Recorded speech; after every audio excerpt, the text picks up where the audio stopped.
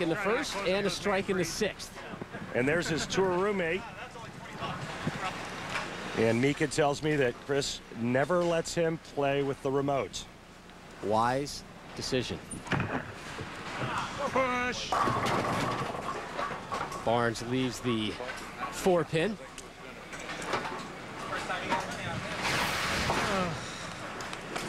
Well, here's the deal. You know, you got a lot of debris on the lanes from the wind, a lot of traffic with 5 players on that lane. Lanes break down. Chris didn't anticipate the move. Ball goes a little bit high, leaving the 4-pin. That's the first spare of this match for Roth's Raiders. They hold on to an 8-pin lead through 6. The conclusion of match number 2 of the Geico PBA team shootout when we return. And Wes Malott and Carmen's Cartel get back into this match. We'll find out when we return to Six Flags Great America. Back to our continuing coverage of the Geico PBA team shootout. We focus now on the Australian Jason Belmonte. Here's Deandra with him. Jason, welcome to the U.S. Cheers, how you going? Okay, everybody's wondering, why 2 hands? If you've seen me bowl one-handed, you'll know the reason why I bowled 2. Although my last shot there, probably I could have bowled a little better one-handed, but we'll see how it goes on the next frame. And are you nervous with Bugs Bunny watching you? You know, Bugs Bunny is one of my idols, and I got his signature earlier. I'm stoked. I can now die a happy man. The intimidating force of Bugs Bunny. Bugs is not an intimidating figure. Apparently it is to Jason. Get that framed? Maybe put that on his house? Sean Rash from Wichita, Kansas. Drop and give me 10 for Rash, so back-to-back strikes for Carmen's Cartel.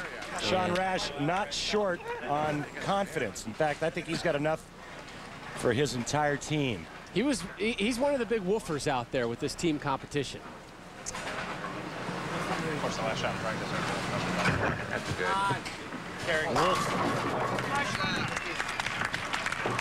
Owns 3 Denny's PBA Tour titles, including the one he earned just outside of Buffalo last season. Watch how smooth this looks. Very effortless, like Wolfe keeps getting better and better each and every season. There's Belmonte, the World 10-Pin Bowler of the Year in 08. Yikes. A little rough start for the man from down under. He's got to get this next shot right of the 3-pin. Slide the 3 over into the 7. The ball will take out the 6 and the 10.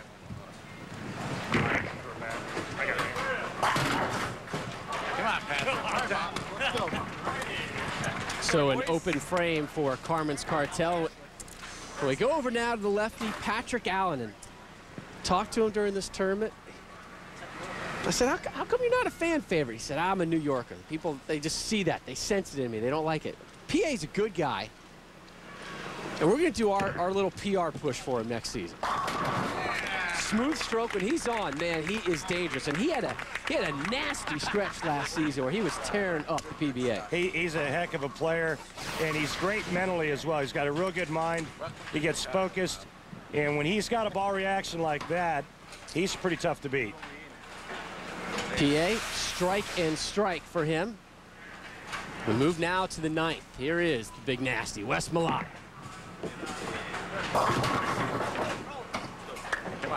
Leaves the 2. Not quite that bright out here anymore. Takes the shades off to shoot the single pin spare.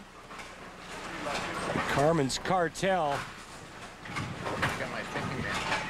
Well, they're down in this match. They need to get something going here in the 10th frame. Preferably striking out and then getting into that endless 10th frame to get themselves back in this match. Because right now they're trailing by 24. It'll be WRW-Jr. with that opportunity. But first, to close out the 9th, it'll be Parker Bohn the 3rd.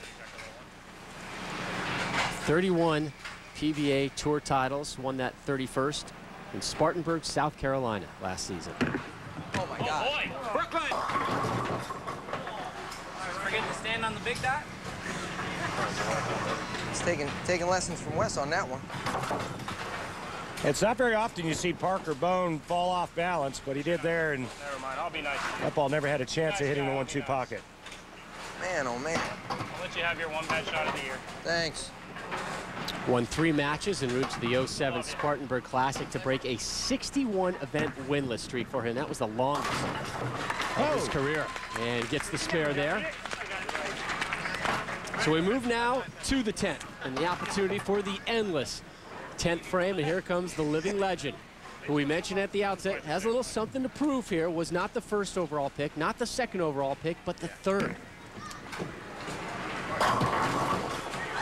Leaves the 10.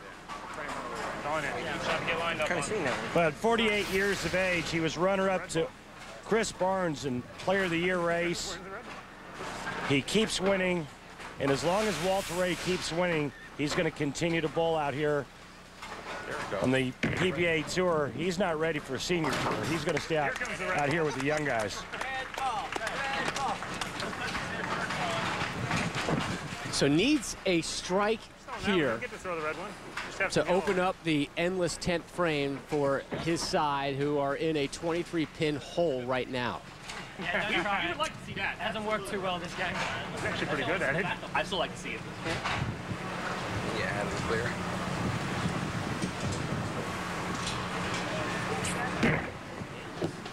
Gotta have it. Gets it! Late 10 magic for Wolfe. Whenever you see him do that drifting walk to the right, usually means he likes it. Yeah, the little run out after he lets go of it. Here he goes to the side. He's going, come on, carry. And believe me, those pins know it's Wolfe throwing the bowling ball at him. So the endless 10th frame will be utilized by Carmen's Cartel. Here's Tommy Jones. Threw anchor in their first match, doing it as well here in the second. Smashes 10 to the floor.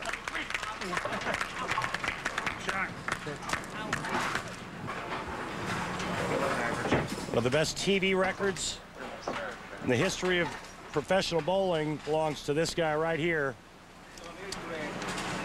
And that's why Mark Roth has picked Tommy Jones to be his anchor bowler. Come on now. Hello. Gets another one. But must strike here to give his side, Roth's Raiders, the opportunity to bowl the endless 10th frame. Watch this pit action. Almost a big 4, and a big 4 turns into a strike for Tommy Jones as he goes over and gets a little handshake from WRW-Jr. And you hear that wind whipping in the background. It has been a presence all day long. Come on now. Needs this strike for the endless 10th and leaves the 10. What a great shot. He made the adjustment off the last shot going high. So now it's up to Carmen's Cartel and Mika Kouviemeni.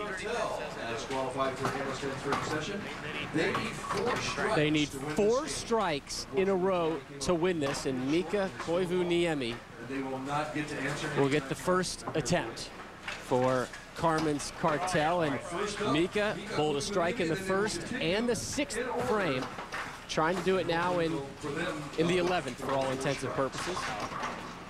If he gets it, then it'll be Sean Rash, Belmonte, and Malott. Missed a break.